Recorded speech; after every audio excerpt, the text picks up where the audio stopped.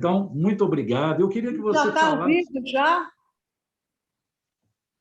Está ao vivo. Está ao vivo, está ao vivo. A gente já está no ar? Já está no ar. Já estamos no ar. Eu achei que era só 2h30. Aí, eu gostaria de saber de você, você sempre teve um amor muito grande, uma paixão pela obra do Shakespeare. E agora você nos chega com esse projeto tão bonito, que é uma apresentação online de uma coletânea, né, de momentos importantes da obra do Shakespeare. Fala um pouquinho desse projeto, que vai ser uma apresentação única, né, no dia 23, às 20 horas. Queria que você falasse um pouquinho desse lindo projeto. Então, eu fui convidada para essa leitura de um texto do Carlos Queiroz Teles, que eu não conhecia. Essa peça é de 1974, e é muito interessante porque todo o texto é do Shakespeare. Sim. E ele construiu um segundo texto, né, com trechos do Shakespeare de diferentes personagens. E chama O Jogo do Poder, porque primeiro, a ambição do poder. Deixa eu fazer minha colinha aqui, falar direitinho o nome. O exercício do poder e a perda do poder. E a perda do poder. Então, ele usa vários personagens do Shakespeare que falam sobre esses 3 momentos do poder. E é super interessante, porque você pode fazer a Cleópatra, a Isabel, a Lady Macbeth, que eu já fiz no teatro, enfim, vários personagens. É uma oportunidade enorme, ainda mais lendo, assim, de fazer todos esses personagens de Shakespeare. E eu estava lendo na emenda que foi mandada para mim, e você faz também, depois de todos os personagens, tem a fala da própria atriz e dos próprios atores, né? Como é que você... essa fala do próprio ator, como seria isso? Como ele se posiciona frente a essa constelação de personagens shakespearianos? Se mantém dentro do texto de Shakespeare, quer dizer, acho que ele pensou na montagem, então, em alguns momentos, a gente deveria estar com figurinos, né, encenando os personagens, e em alguns momentos, talvez, a gente, como ator, falando o texto. Então, acho que isso tem mais uma indicação da montagem do que, assim, de ter uma opinião sobre o texto. A opinião sobre o texto geralmente é feita pelos coringas, que funcionam como um coro, assim, eles discutem, de uma certa forma, as cenas que acabaram de acontecer. Fazem aquele comentário sobre o que foi assistido, né? Exatamente. E o interessante dessa apresentação é que todos vocês têm em comum terem sido do Teatro Oficina, né? Quem idealizou esse projeto? Foi o Fioravante, que é um produtor, e ele convidou a gente, e está dentro do Teatro Oficina, da programação do Teatro Oficina, e a gente, todos nós, de uma certa forma, os 4 atores são ligados ao Teatro Oficina. A gente participou de montagens no Teatro Oficina. Eu fiz Cacilda, em 98, com a Beth Coelho. Cacilda tinha 2 partes, ela fazia a primeira parte, eu fazia a segunda parte.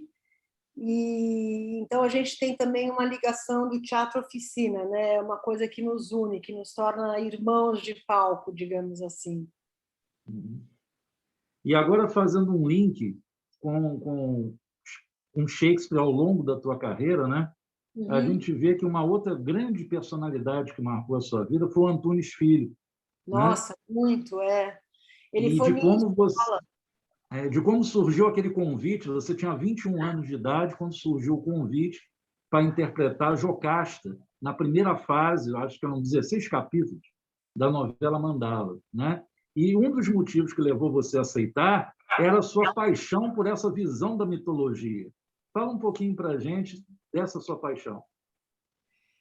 Então, eu entrei para o grupo do Antunes quando eu tinha, até mais cedo, né? Eu tinha 15 para 16 anos, ele precisava de uma atriz jovem que pudesse fazer a Julieta. Ele queria uma atriz realmente jovem, não queria uma atriz mais velha que fizesse uma garota de 14 anos. Isso é difícil, porque eu mesma ia fazer escola de arte dramática e a gente presta a escola, né, o vestibular e tudo, o vestibular na época, aos 19 anos.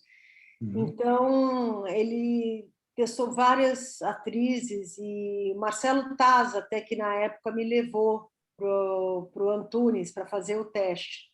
E eu passei, eu fiquei extremamente feliz. E fiquei quase 4 anos, né? A gente viajou pelo mundo, por várias cidades, vários países, e eu tive assim um condensado de, acho que tudo que você pode fazer em teatro, porque eram 4 peças, e a gente fez 6 meses de viagens pelo mundo, então realmente acho que eu tive um intensivão, digamos assim. E a Rede Globo sempre mandava seus produtores para assistirem às peças, né, principalmente em São Paulo, no Rio também, para poder conhecer os atores e fazer teste com os atores e tudo. E numa dessas eles me viram, eles também precisavam de uma atriz para fazer a Vera Fischer jovem, e dessa vez eu não fiz teste, eu entrei direto. E foi um impacto muito grande. A paixão pela mitologia e pela Grécia, pelas tragédias e comédias e tudo, veio no próprio Antunes, porque a próxima peça que ele queria montar era alguma peça do teatro grego. Então, ele pediu para eu ir estudando, que depois ele iria ver o que acontecia dos meus estudos para poder escolher uma peça. Então, eu me aprofundei muito e tive aulas também com o Junito Brandão. Ah, sim, o grande Junito Brandão. Grande professor, né? Professor de mitologia, né? Sim, com vários livros, né, sobre mitologia. Aliás, recomendo muito, porque ele é muito claro, muito claro mesmo, né, quando ele explica. E aí eu me apaixonei completamente. Depois, mais para frente, eu fiz as Fenícias, que também era Jocasta, só que num outro momento. E foi uma paixão muito grande a tragédia grega, assim. Espero que uma hora eu possa montar novamente. Certamente. Eu Esperar que fiz todas... Pedra, desculpa, eu fiz Pedra também com a Fernanda Montenegro, que é do Racine, mas é baseada na tragédia, na mitologia grega, né? Mitologia grega.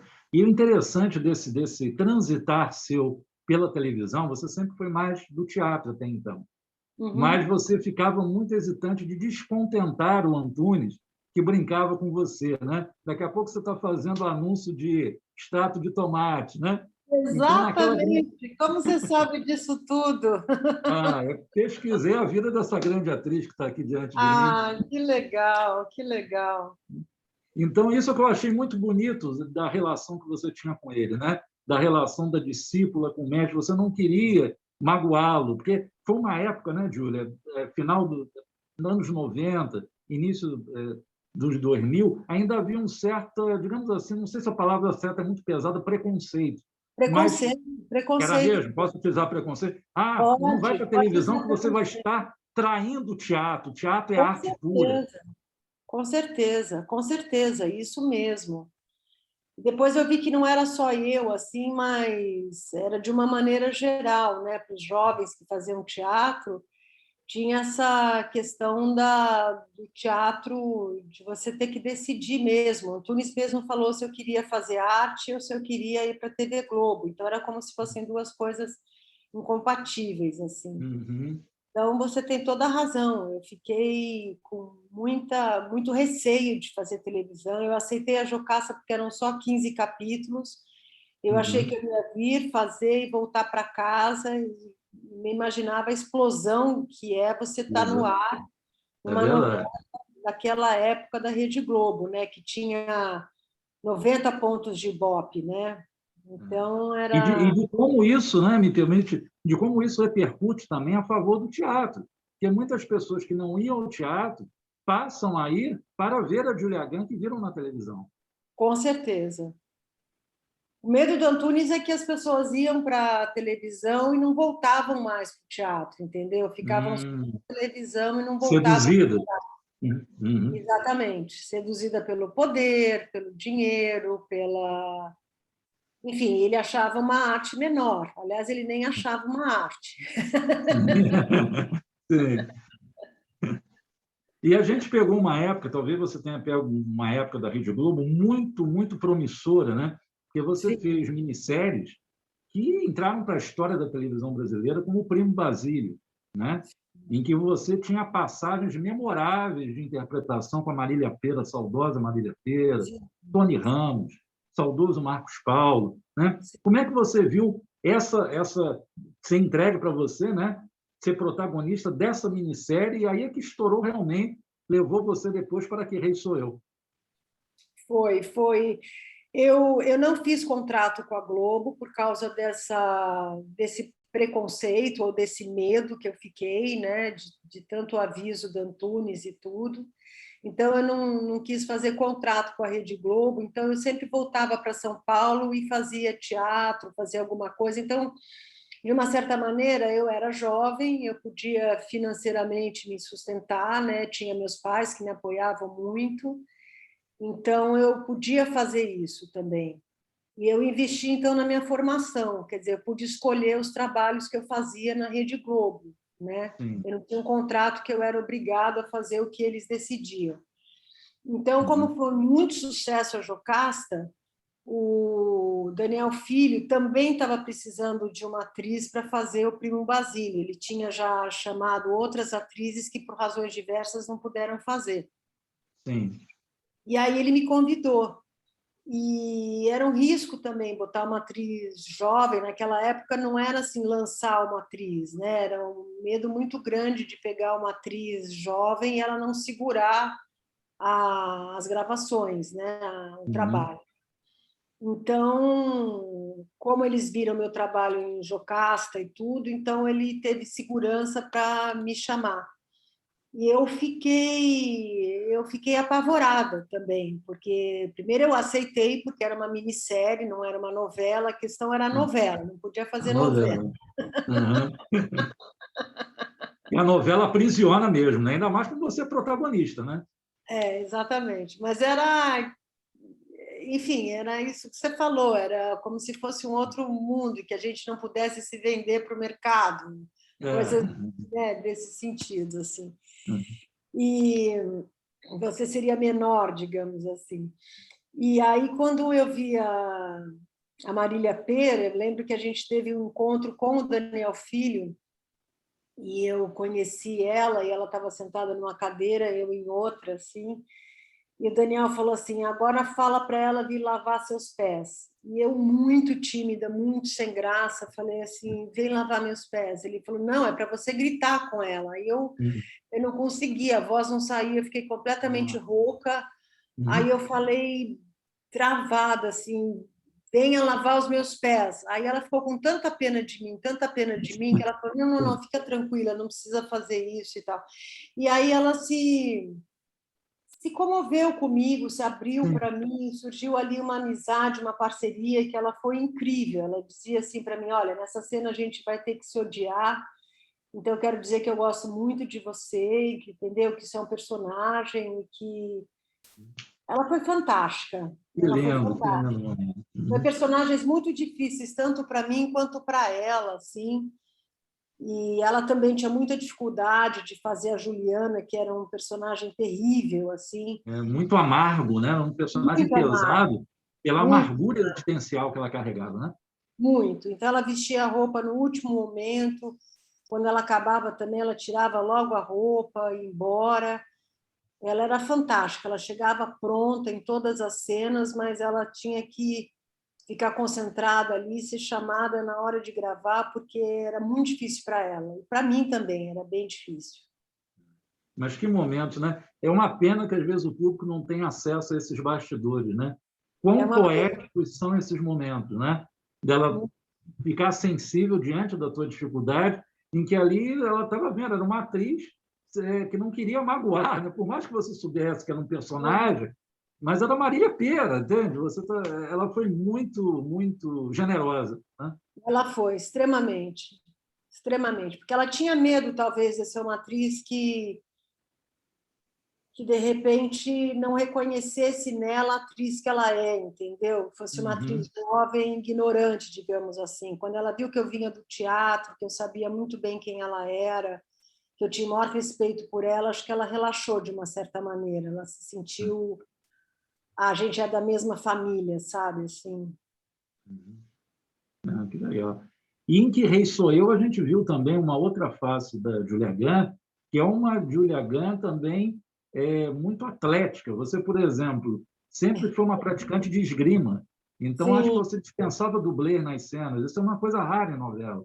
Como é que foi a Aline para você? a Aline foi maravilhosa, porque era uma novela que eu demorei também para aceitar, eu fiquei com a maior resistência, assim, com as questões, as mesmas questões, demorou muito para eu resolver isso na minha vida. E, e aí eu adorei, porque era de época, então eu podia fazer uma coisa mais teatral, e tinha o Edson Celulari, que eu já tinha feito uma peça com ele, então, eu estava bem acompanhada, digamos assim. E o Jorge Fernando, que é incrível, conheci o Jorge Fernando, outra pessoa incrível, assim. E a coisa da esgrima, para mim, foi muito legal, porque eu tive que deixar a esgrima. Eu deixei a esgrima e meu mestre conversou comigo, foi uma das cenas também fortes da minha vida, assim, que ele falou assim para mim, bom, a gente está perdendo uma esgrimista, mas está ganhando uma grande atriz. Porque Então, você disputava campeonatos, né? Eu acho que até um disputava, estava sul-americano, começando a disputar, tinha ganho um campeonato sul-americano, né? juvenil sul-americano, exatamente, exatamente. E então era uma coisa que não queria me desfazer. Então foi legal que teve um resgate da esgrima, com a turma toda de esgrimistas aqui que foi dar aula para gente, que fazia a coreografia das lutas. Então foi super legal poder trazer a esgrima de volta para minha vida. Uhum. E é interessante que depois você fez trabalhos no humor também, que revelaram também uma face de você muito agradável ao público, seduziu muito o público, em que Comédias da Vida Privada e A Vida Como Ela É, né? Uma Foi. sequência. Como é que você viu trabalhando esse texto de dois grandes gênios, que é o Luiz Fernando Veríssimo e o Nelson Rodrigues? O meu encontro com o Guel Arraes foi muito bacana. A gente fazia, antes de fazer o Comédia da Vida Privada, tinha uns especiais que chamava Brasil Especial, depois teve um outro É nome, Terça verdade. Nobre, nem eu lembro direito o nome, mas... E a gente fazia adaptações de contos brasileiros, assim, de autores brasileiros. Então tinha o homem que falava javanês, o alienista, Uhum. e, e aí ficou uma trupe assim de atores que faziam teatro e que gravavam uns 6 dias por mês, assim. Então a gente tinha um salário que segurava o nosso mês, né? Não era gigante, mas segurava o nosso mês. Uhum. E a gente podia fazer teatro e o Guel dava para a gente essa maleabilidade nos dias de gravação, né?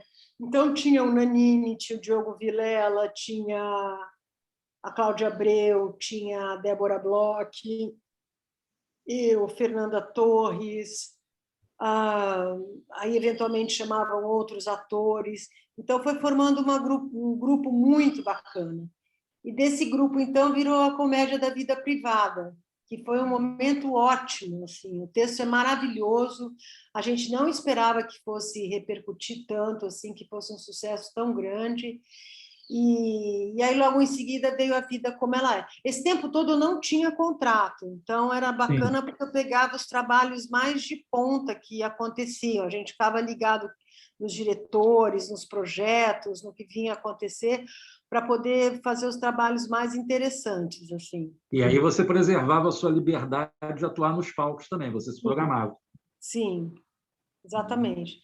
Era freelancer, né? Coisa que agora a Globo voltou a ter com seus atores, mas voltou a ter, assim, passou a ter, né? Sim. E, mas na época eu era freelancer, assim. Eu fui fazer meu primeiro contrato com a TV Globo, acho que em 2008, alguma coisa assim. Teve desempenhos seus, eu me lembro da minha geração, né, acompanhando a Comédia da Vida Privada, teve um episódio com o Antônio Fagundes, Faz o Coelhinho, que a gente não esquece mais. Faz o coelhinho! Era muito bacana, muito bacana. É isso mesmo. Que legal, é isso mesmo. Marca nossa memória afetiva. E você também depois fez uma segunda versão no cinema, agora indo para o cinema, né? E que acredito que te exigiu muito também, porque você vinha da observação de um símbolo, Sônia Braga fazendo Dona Flor e seus dois maridos, e de repente você está ali, mais uma vez, com o querido Edson Celulari e agora com o Marco Nanini. Como é que foi essa experiência? Primeiro o Guel chamou para fazer o teste e eu brinquei, falei, bom, isso não vai acontecer nunca, né? Eu não tenho nada a ver com a Dona Flor, eu não sou morena, não tenho cabelo encaracolado, é o oposto, assim, né? Uhum. Mas eu fiz o teste, de qualquer maneira, eu fiz o teste. E aí me surpreendeu muito, porque eu passei no teste, então foi uma coisa incrível. É claro que depois a gente viu que tinha que realmente estar morena, eu tomei sol, esse cabelo fino, eles conseguiram enrolar de uma certa maneira, que tem um trabalho pra caramba, mas a gente conseguiu enrolar. E aí eu fiquei um pouco mais jambo, digamos assim, né? Um pouco mais baiana. E aí teve um trabalho todo de composição. Sempre achei que eu não ia conseguir, mas teve um trabalho todo de composição. Eu fiz exercício pra caramba para poder estar em forma, fiz trabalho de corpo para poder ter o molejo assim. A gente teve aula de baianês, né, para poder falar baiano e falar de um jeitinho assim baiano. Mas o que me salvou mesmo foi eu conversar com o Barreto, né? Bruno Barreto. Desculpa, me falhou o nome na hora. Eu conversei com o Bruno Barreto e ele falou assim, não, mas a gente não tinha pensado na Sônia Braga como primeira opção. Ela era uma opção porque ela vinha de Gabriela, né? Então, mas eu não queria uma Gabriela na Dona Flor. A Dona Flor é delicada, a Dona Flor é suave, a Dona Flor, ela não é um furor, uma bombshell como a Gabriela, né? Sim, sim. Aí, quando ele falou isso, eu falei assim, puxa, então acho que é mais fácil para mim, se for para ir para esse lado da doçura, da delicadeza, do baiano, aí talvez fique mais fácil para mim. E deu super certo. E eu fui muito feliz nas gravações. Fui tão feliz que eu engravidei. Que legal. Inspirado pelo universo de Jorge Amado. Com certeza, na Bahia e Salvador. Engravidei. Foi muito legal. Aí foi legal porque demorou um ano para passar a Dona Flor. Quando passou, eu estava amamentando. Então, marcou muito, assim. Dona Flor realmente me marcou demais. Que lindo, que lindo. E passado alguns anos, que aí você se dedicou muito a projetos teatrais, você retorna também com um personagem muito forte em Mulheres Apaixonadas, que foi a Heloísa, né? Que foi também um fenômeno. Como é que você recebeu? Porque também era um pessoa tal qual a Juliana, da Marília Pêra, eu acredito que a Heloísa também, você tinha que sair dali e deixar o personagem de lado, tal peso dessa personagem. Como é que você viu essa personagem na sua trajetória? Bom, foi muito importante, porque eu tinha morado um ano em Nova York. Quando eu cheguei, eu estava sem contrato e aí eu recebi o convite do Manuel Carlos e eu achei maravilhoso. Só que o Manuel Carlos, muito espertamente, ele não contou toda a história. Ele falou para eu ler um livro chamado Mulheres que Amam Demais e falou para não pensar em nada, que quando chegasse a hora, as coisas iam acontecer naturalmente. Eu falei, tá bom. Então, eu e o Antoni, a gente gravava cenas de casamento, do início da novela e tal. A gente não tinha a menor ideia para que lado ia. Só que eu estudei E ele falou, não fala para ninguém do Mada, do Mulheres que Amam Demais, não fala para ninguém. Fala que é uma das irmãs e pronto, entendeu? Uhum. Aí, quando começou mesmo, eu sentei com o Ricardo Waddington, o diretor, e eu fiz uma cena, ele falou, não, essa cena não está certa, vamos subir o tom dessa cena. Aí eu Uhum. subi o tom com o Tony Ramos, uma cena que ela entra pelo apartamento, ele está de toalha, tomando banho, e eu começo a falar que ele tem uma amante, que isso ele tem que contar para Helena, né, que é a Cristiane Torlone, tudo. Aí eu fiz a cena super violenta, assim, né, lá em cima, gritando, esbravejando. E aí eu falei, isso não tá bom, né? Fui demais, né? Aí ele parou, olhou e falou assim, não, tá bom, vamos fazer assim, porque ela é uma pessoa que está descompensada, entendeu? E não adianta a gente fazer uma cena de discussão, de argumentação, de diálogo, assim, civilizadamente, entendeu?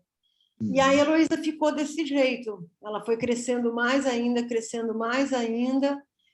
e virou esse fenômeno. E eu fiquei muito impressionada com o retorno que teve, como as mulheres me abordavam, como depois, quando teve o MADA, foi impressionante. O MADA ficou super agradecido, porque aumentou muito o número de pessoas que começaram a ir para o MADA, que é Mulheres que Amam Demais Anônimos, que é baseado nos 12 Passos também, como os Alcoólicos Anônimos. Uhum. E descobri que isso era uma patologia, né? Isso era uma doença, era uma coisa que causava sofrimento, o ciúmes excessivo, né? Então, foi muito importante. Agora reprisou, foi o mesmo sucesso, quer dizer, não ficou Mesmo. nem um pouco datada essa questão. O que E mostra que essa questão é mais do que nunca atemporal, né? atemporal, atemporal. E o que ajudava nas gravações é que o Marcelo Antoni é muito engraçado, ele é muito engraçado. Então, quando acabava uma cena violenta, ele soltava uma piada, assim, que todo mundo Sei. desmontava e começava a rir. Uhum. E não desconcentrava, ele fazia isso quando tinha acabado mesmo. Então, sempre era um jeito de voltar para casa aliviada. Então, devo muito a Trazia uma Marcelo. leveza, né? Uma leveza, ele foi um grande companheiro também, a gente se divertiu pra caramba, era impressionante, porque as cenas eram pesadas, mas a gente conseguiu se divertir, e tenho muita sorte de ter bons companheiros ao meu lado, o Edson e o Marcelo, dois gentlemen. E em Sangue Bom você iria viver uma vilã cômica, né? Que era a Bárbara Ellen.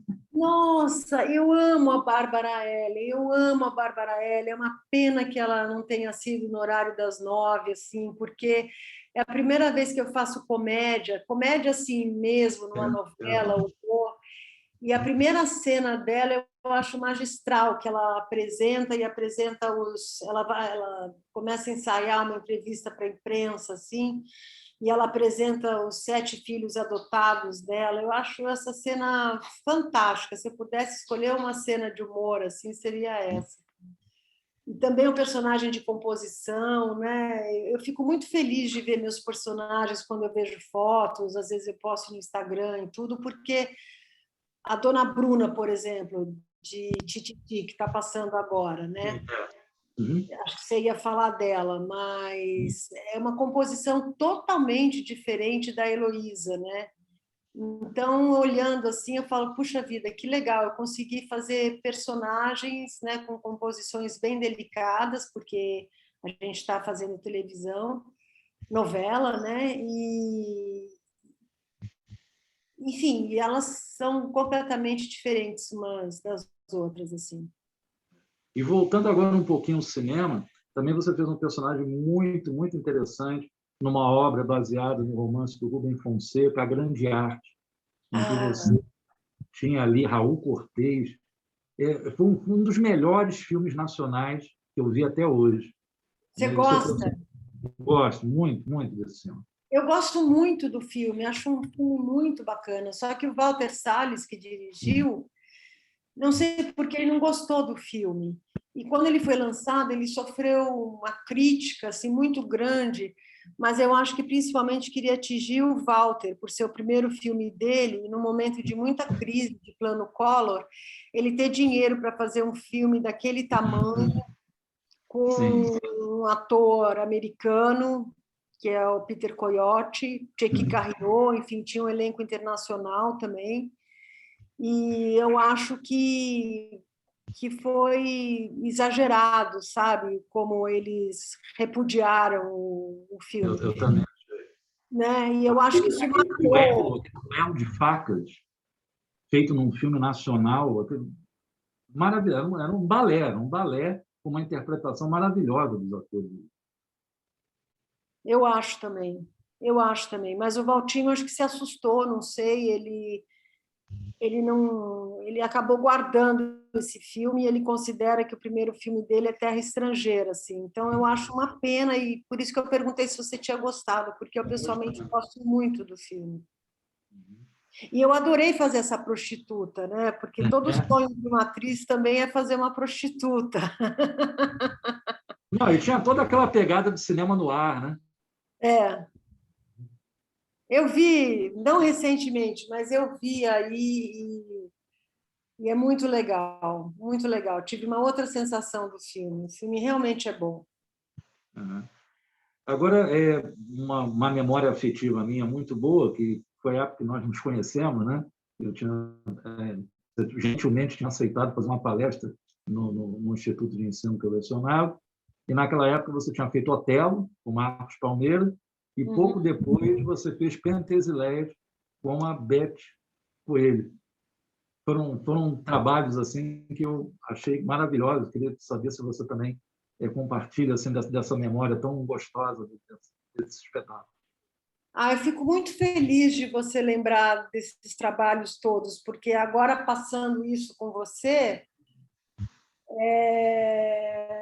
é uma carreira muito bacana, né? Com uma variedade muito grande, com trabalhos em teatro, intercalando com trabalhos bacanas na televisão, no cinema. Então, eu fico orgulhosa assim de mim mesma. Ainda mais você falando que é bacana, né? Assim, o Otelo foi uma experiência muito diferente para a época, assim, porque quem dirigiu foi a Fabrícia Pinto, que é irmã da Daniela Thomas, filha do Ziraldo, né? Uhum. E ela também vinha de Nova York, cheia de ideias na cabeça e tal, não tinha computação como tem hoje em dia.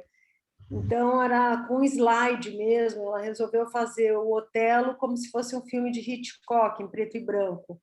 Sim. Então, tinham 3 cubos, assim, 3 telas que projetavam o cenário em preto e branco, e a gente, vestido de preto e branco, a gente andava por aquele cenário. Então, tinha todo um trabalho de corpo para descer as escadas, passar pelas paredes, e ter toda aquela conspiração do Iago, né, contra o Otelo, a Desdémona. Então, também juntou uma turma muito interessada numa linguagem diferente, nova, de um trabalho de pesquisa, né, com a Fabrícia, e também foi um projeto muito interessante. Aí você falou da Penthesilés. Penthesilés.